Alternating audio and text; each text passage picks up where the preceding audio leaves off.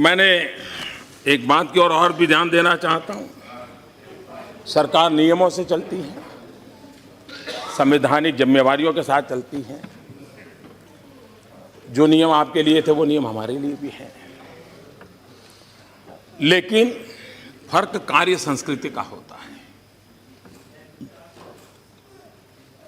नीतियों की ताकत भी नियत से जुड़ी हुई होती है। अगर नियत में खोट है तो नीतियों की ताकत माइनस में चली जाती है, जीरो छोड़ो माइनस में चली जाती है। और इसलिए हमारे देश में उस कार्य संस्कृति को भी समझने की जरूरत। जब भी हम कुछ बोलते हैं यहां से, ये तो हमारे समय था, ये तो हमारे समय था, तो आज मुझे लग रहा है मैं ही उसी पर खेलूं। थोड़ा आपके मैदान में खेलने के लिए आना पसंद करूंगा आज मैं। और इसलिए ऐसा क्यों हुआ? ऐसा तो नहीं है कि आपको ज्ञान नहीं था। आपको ज्ञान कल ही हुआ, ऐसा थोड़ा था, आपको जानकारी थी। लेकिन महाभारत में कहा है इस प्रकार से, जानामि धर्मम न च मे प्रवृत्ति। जानामि अधर्मम न च मे निवृत्ति। धर्म क्या है वो तो आप जानते हैं, लेकिन वो आपकी प्रवृत्ति नहीं थी। अधर्म क्या है वो भी जानते थे, लेकिन उसे छोड़ने का आपका सामर्थ्य नहीं था। मैं बताता हूं जी। हम मुझे कहिए नेशनल ऑप्टिकल फाइबर नेटवर्क, अगर मैं उसके लिए कुछ भी कहूंगा तो वहां से आवाज उठाई, ये तो हमने शुरू किया था। मैं हमने शुरू किया था उसी से शुरू करना चाहता हूं। अब देखिए, नेशनल ऑप्टिकल फाइबर नेटवर्क 2011 से 14 3 साल सिर्फ 59 गांवों में ये ऑप्टिकल फाइबर नेटवर्क लगा, और उसमें भी लास्ट माइल कनेक्टिविटी का प्रावधान नहीं था। प्रोक्योरमेंट भी पूरी तरह सेंट्रलाइज था। वो तो क्या कारण है सब जानते हैं। अब आप देखिए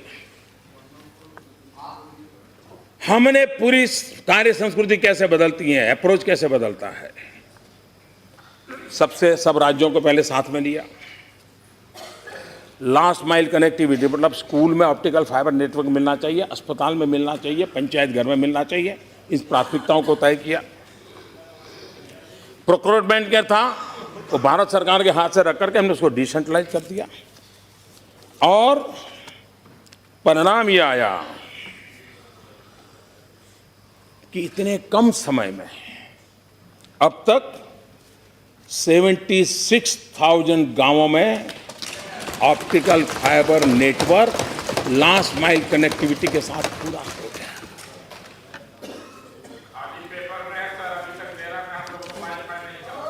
दूसरा, अभी यहां बताया जा रहा था कल कि आप लेस कैश सोसाइटी या कैशलेस सोसाइटी के लिए बोल रहे हैं। लोगों के पास क्या है, लोगों के पास क्या है, मोबाइल। मैं हैरान हूं। मैं तो 2007 के बाद से जितने चुनाव सभाएं सुनी हैं, आपके नेता गांव-गांव जाके कहते हैं कि राजीव गांधी कंप्यूटर रिवॉल्यूशन लाए, राजीव गांधी मोबाइल फोन लाए, राजीव गांधी ने गांव-गांव कनेक्टिविटी कर दी। आप ही का भाषण है।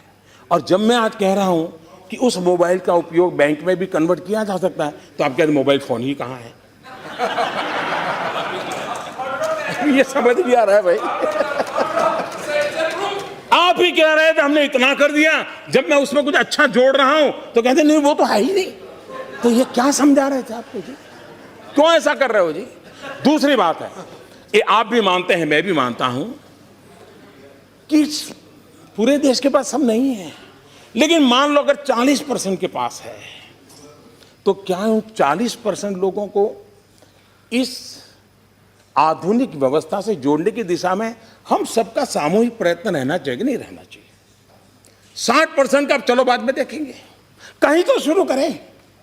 और इसका लाभ है डिजिटल करेंसी को हम कम ना आके, आज हमारा एक एक एटीएम उसका संभालने के लिए एवरेज 5 पुलिस वाले लगते हैं। करेंसी को एक जगह से दूसरे ले जाने के लिए सब्जी और दूध के मोबिलाइजेशन के लिए जितना खर्चा होता है, उससे ज्यादा उसके मोबिलाइजेशन से खर्चा होता है। अगर हम इस बातों को समझे तो जो कर सकते हैं, सब नहीं कर पाएंगे, हम समझ सकते हैं, लेकिन जो कर सकते हैं उनको करने के लिए प्रोत्साहित करना, ये नेतृत्व का काम होता है, किसी भी दल का हो। उससे लोगों का भला होने वाला है। अभी मुझे कोई बता रहा था, एक सब्जी वाले ने शुरू किया, कल ही कोई मुझे रिपोर्ट देके गया। उसको पूछा तेरा क्या फायदा है? बोले साहब पहले क्या होता था, एक तो मेरे ग्राहक परमानेंट थे, सबको मैं जानता था। अब मान लीजिए 52 रुपीज़ का सब्जी लिया, तो फिर वो मैडम कहती थी चलिए जेब और पैसे नहीं, 50 रुपये का नोट ले लो, तो बोले मेरे 2 रुपये चले जाते थे। अब मैं भी बोल नहीं पाता था, और बोले मैं लगाता था हिसाब, तो साल भर में मेरा 800-1000 रुपया, ये रुपया 2 रुपया न देने में ही हो जाता था। बोले इसके कारण भीम ऐप लगाने के बाद 52 रुपया है तो 52 रुपया मिलता है, 53 रुपया है तो 53 मिलता है, 48 रुपीज 45 पैसा है तो पूरा मिलता है। बोले मेरा तो 800-1000 रुपया बच गया। देखिए चीजें कैसे बदलती है। और इसलिए हम कम से कम, आप मोदी का विरोध करें कोई बात नहीं, आपका काम भी है, करना भी चाहिए, लेकिन जो अच्छी चीज है उसको आगे बढ़ाएं। जहां है, मान लीजिए गांव में नहीं है, शहरों में है, तो आगे तो बढ़ाओ भाई, उसको योगदान करो, देश का भला होगा, हम और किसी व्यक्ति का भला नहीं है। और इसलिए मैं आग्रह करूंगा कि ऐसी चीजों में हम मदद कर सकते हैं तो करनी चाहिए। कार्य संस्कृति कैसे बदलती है। अब ये रोड बनाना क्या हमारे आने के बाद हुआ क्या? ये टोडरमल के जमाने से चल रहा है, शेरशाह सूरी के जमाने से चल रहा है। तो ये कहना कि ये तो हमारे जमाने से था, हमारे जमाने से था, अब कहां जाओगे भाई। लेकिन फर्क क्या है, पिछली सरकार में प्रधानमंत्री ग्रामीण सड़क योजना प्रतिदिन 69 किलोमीटर होती थी, हमारे आने के बाद 111 किलोमीटर होती है। ये फर्क। और हमने रोड बनाने में स्पेस टेक्नोलॉजी का उपयोग किया है। स्पेस टेक्नोलॉजी से फोटोग्राफी होती है, मॉनिटरिंग होता है। हमने रेलवे में ड्रोन का उपयोग किया है, फोटोग्राफी करते हैं, काम का हिसाब लेते हैं। कार्य संस्कृति टेक्नोलॉजी की मदद से कैसे बदलाव लाया जा सकता है। आवास योजना, ग्रामीण आवास योजना, राजनीतिक फायदा उठाने के लिए नामों को जोड़ करके उसका जो उपयोग हुआ, लेकिन फिर भी आपके समय में एक साल में 10,83,000 घर बनते थे। इस सरकार में एक वर्ष में 22,27,000 घर बने। 22 lakh. National urban renewal mission एक महीने में 8,017 घर बने।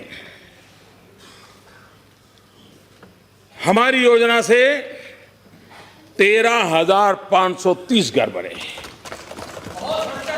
रेलवे, पहले ब्रॉड गेज रेलवे का कमीशनिंग एक साल में 1500 किलोमीटर हुआ करता था। पिछले साल ये बढ़कर के 1500 किलोमीटर से सामने 3,000 किलोमीटर, डबल। और हम 3500 किलोमीटर तक।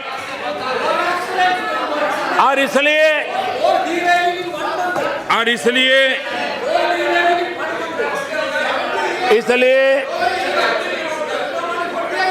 ये परिणाम अचानक नहीं आए। योजनाबद्ध तरीके से हर पल हर चीज का मॉनिटर करते करते यही लोग, यही कानून, यही मुलाजिम, यही फाइल, यही माहौल उसके बाद भी बदलाव लाने में हम तेज गति से आगे बढ़ रहे हैं और ये अचानक नहीं होता है, इसके लिए पुरुषार्थ करना पड़ता है। और इसलिए हमारे शास्त्रों में कहा गया है, उद्यमेन ही सिद्धंति कार्याणि न मनोरथ है। उद्यमेन ही सिद्धंति कार्याणि न मनोरथ है, न ही सुप्तस्य सिंहस्य प्रविशन्ति मुखे मुगा। उद्यम से ही कार्य सिद्ध होते हैं, ना कि मनोरथों से।